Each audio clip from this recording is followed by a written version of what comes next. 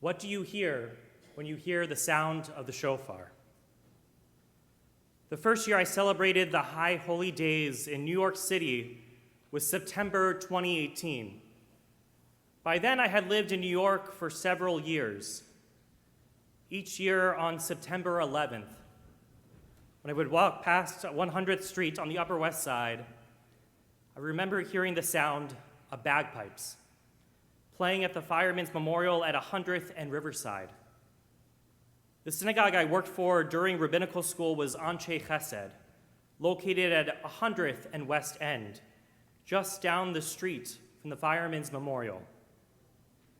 While the events of 9/11 were just days before Rosh Hashanah in 2001, in all the years that followed, 2018 was the first time that 9/11 and Rosh Hashanah coincided on the very same day. That Rosh Hashanah in 2018, as I walked to Anshe Chesed and reached the corner of 100th, I saw the manifestation of these two dates coming together, Rosh Hashanah and September 11th. On the very same street, there were people walking into the synagogue wearing their finest clothing. And across the street, there were New York firefighters and NYPD officers wearing their finest uniforms, gathering at the memorial. This collision of joy and grief was perplexing to see. Rosh Hashanah should be a time of new beginnings. Our tradition reminds us to have an optimistic outlook on the new year that is in front of us. The ritual of dipping apples in honey represents our wish to experience only sweetness in the new year. Yet, as I watched New York's finest mournfully walk towards the memorial with the sound of the bagpipes bellowing in the distance, that day felt like the opposite of joy. How is it possible to hold joy and grief all at the same time? It would be a lie if I were to tell you that Rosh Hashanah in 2018 felt like any other year. Yes, we sang the same joyous melodies that we sing each year. But if you looked around the room, if you looked around the room, although everyone was physically present in the sanctuary, you knew their hearts and their minds were somewhere else, traveling through the memories of that day. As the Torah was placed on the reader's table in preparation for the Torah reading, the rabbi paused the usual flow of the service and spoke from the heart. The rabbi said, "Today, all throughout the city, churches have rung their bells to observe moments of silence that mark the events of that very tragic day. We, as a synagogue, don't have a church bell, but today, on Rosh Hashanah, we had the shofar." And just at that moment, as the clock hit 10:28 a.m., marking the time when the North Tower fell, the rabbi blew the shofar. Tekiah. We all know the sound of the shofar, but I will always remember the sound on that day in that sanctuary. As we stood in a moment of silence, the shofar was the collective loud cry that we all needed. The shofar echoed like the sirens of emergency responders that gave their lives that day. The shofar's unadulterated sound transported us across time to the experience of brokenness we felt that day years before. The shofar was the cathartic release that we all needed. On Rosh Hashanah, on this day of joy and hope for the future, we are reminded how fragile life really is. The Talmud and the prayers in the Machzor refer to Rosh Hashanah as Yom HaZikaron, the day of remembrance. While sharing the same name with the modern Israeli commemoration of Yom HaZikaron, Israeli Memorial Day remembering the lives lost in the protection of the State of Israel and those killed in acts of terrorism. When we speak of Rosh Hashanah as Yom HaZikaron, it's because we want God to remember us in the upcoming year. But I think there is more to this idea of Yom HaZikaron, of remembrance on Rosh Hashanah. Rosh Hashanah is not just about recalling the sweet moments in life. According to the Talmud, the sound of the shofar on Rosh Hashanah is to remind us of the biblical story of the binding of Isaac, also known as the Akedah, which we read this morning as part of the Torah reading. In Jewish tradition, we recall upon Abraham's actions that day in a uniformly positive light. Many biblical commentators argue that the binding of Isaac was a test of Abraham's obedience and true faith in God.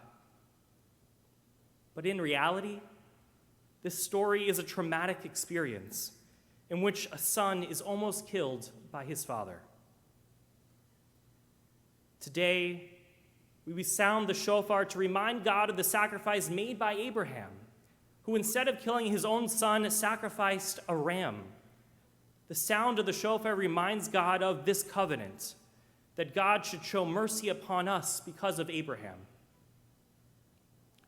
But like the cry of the shofar, the trauma inflicted by the binding of Isaac is not easily forgotten. Commentators note that on the way to the mountaintop, twice the Torah says, "V'yelchu shnehem yachdav." The two of them walked together. The number 2 specifically referring to Abraham and Isaac. But after the incident of the Akedah, as Abraham returns home to Beersheba, the Torah says, "V'yelchu yachdav." They walked together. This verse omits the word shnehem, the two of them, or more specifically, Abraham and Isaac. According to the 15th century commentator Abarbanel, Isaac did not return home with his father. Instead, he returned home to his mother in Hebron. This traumatic event led his family to separate. Isaac never again spoke to his father, and according to Midrash, Sarah died upon hearing that Isaac was almost killed by Abraham. So why is such a troublesome text chosen to be read on this joyous day? On Rosh Hashanah, on this day we call Yom HaZikaron, we focus not only on the sweetness of life, but we also remember that which has harmed others. To engage in the process of tshuva, we have to look back and remember the past, both the good and the bad. While the sound of the shofar can be jubilant, the fragmented notes can remind us of brokenness and the sound of crying.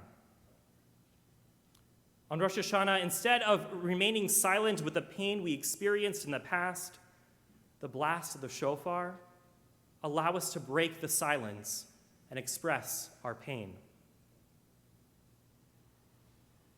Last year on Rosh Hashanah, we told ourselves that next year would be different. Yet, as we enter into this new year wanting to be optimistic for the year ahead, how can we not feel the pandemic's continuous stress, and now the trauma, the destruction, the loss of life that we experienced this past week from the storm? I wish we could just simply forget, to move past the brokenness that we feel in our hearts, because pushing it out of our minds and hearts just sounds easier. But on this day, on Yom HaZikaron, this day of remembrance, we recall that which may be hard to address. In the book of Proverbs, it says that if there is anxiety in a person's heart, let him quash it. Rabbi Ami and Rabbi Asi have different ways to understand this verse according to the Talmud. One said, you should forcibly push this anxiety out of one's mind. The other said, one should tell it to others.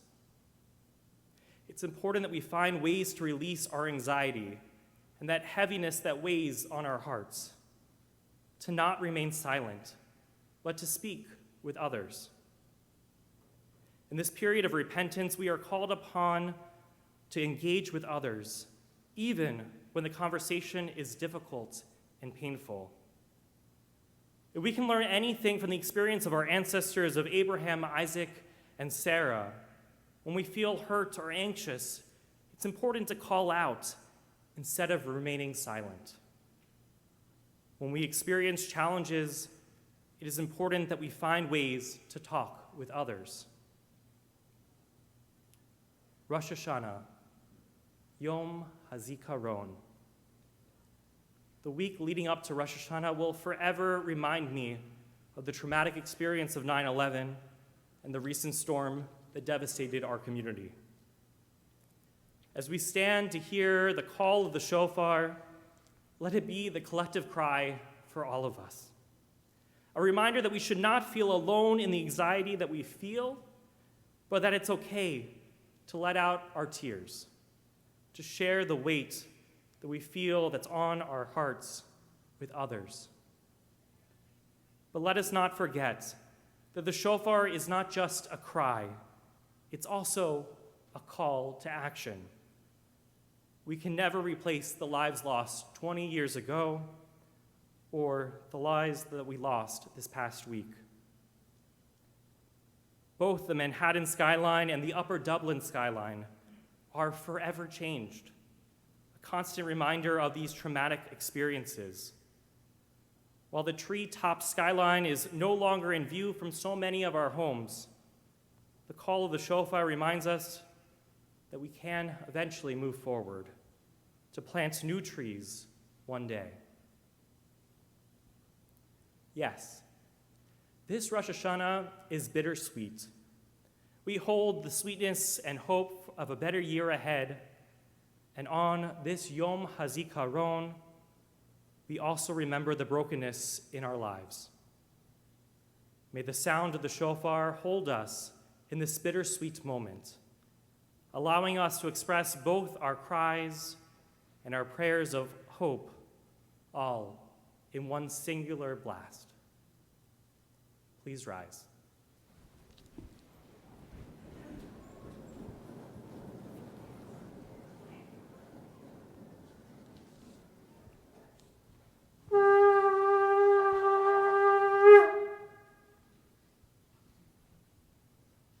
May be seated.